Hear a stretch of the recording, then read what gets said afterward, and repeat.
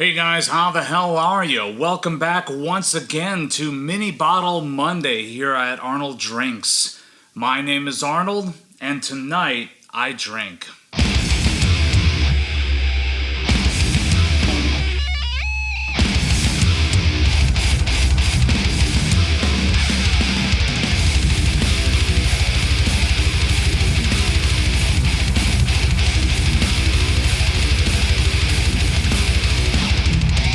So tonight on Mini Bottle Monday, I am tasting a Texas whiskey. This is Rebecca Creek Fine Texas Blended Whiskey, 40% ABV, produced, blended, and bottled by Rebecca Creek Distillery in San Antonio, Texas. Now this is definitely one of those things I've been a little bit curious about, even though it's in Texas here with me, and even though I do go to the liquor stores and try to experience as much as possible in the local fair, I have yet to actually come across the tasting of Rebecca Creek, so this is going to be a first for me. I will admit this is one of those things where talking to various liquor store employees in the area, haven't really heard too many good things, but I'm trying to go into this as objective as possible, so just want to try it out, see how I dig it here.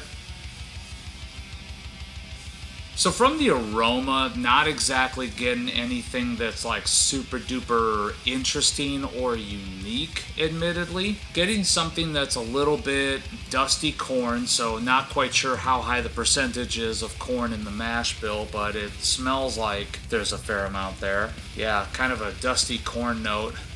Bit of ethanol. Slight bit of a baking spice on the aroma as well, so a little bit of caramel corn. That's interesting. A little bit of like candy corn, kind of caramel corn kind of thing. So just there's a faint hint of something that's sweet on this. So that bodes well. All right, let's go in.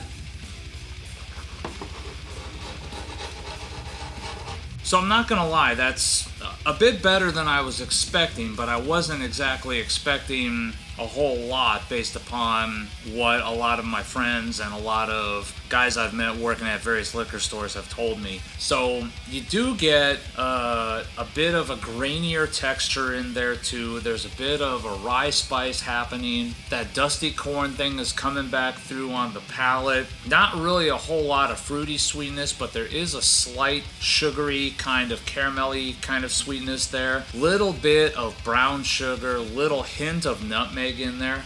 Let's go in again.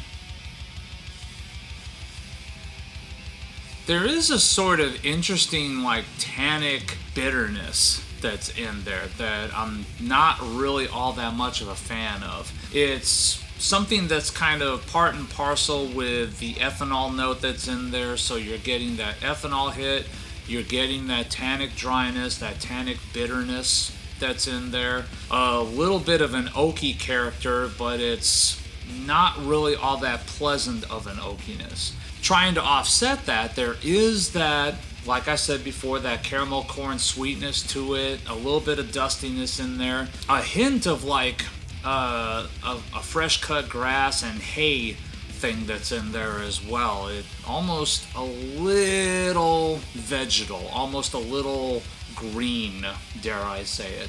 Let's go back in again. So now and on this sip, I'm getting a little bit more of a rye character that's coming through in this. So there again, not sure how high the various mash bills are. This is a blended whiskey after all, so there could be any number of things that are in there. But now all of a sudden I'm getting a little bit of kind of a rye spice, kind of a mintiness that's coming through, but it's something that's subdued compared to the ethanol note, compared to that tannic bitterness that I'm getting out of there. So, I mean, is this something that is overperforming compared to what I had heard? Yes, I had heard that this was, to be honest with you, I had heard from a few people that this was kind of awful. And would I say it's awful? No. Would I say it's very, very average though? Yeah.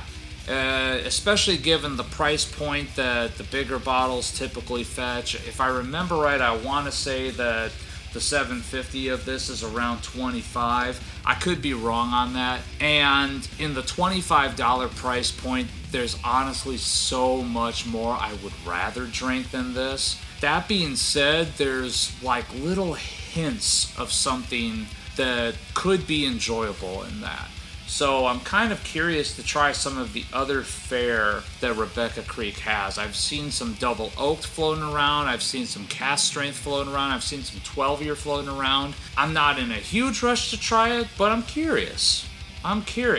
If you guys have had this, leave a thought in the comments section below. Let me know what you guys think. But overall, I would say this was a good use of Mini Bottle Monday because I got to try something that otherwise would have probably been a little bit more of an expensive waste of money in a 750. Like, I wouldn't want that 750 of that. I wouldn't want a fifth of that sitting away on my shelf just kind of rotting, waiting for me to kill it off so that I can move on to something else. But at the same time, it is definitely not a drain pour. So thank you guys so much for tuning in. Please remember to like this video, subscribe to this channel, tons more of this content to come. And as always, remember, take what you do seriously, but do not take yourselves too seriously.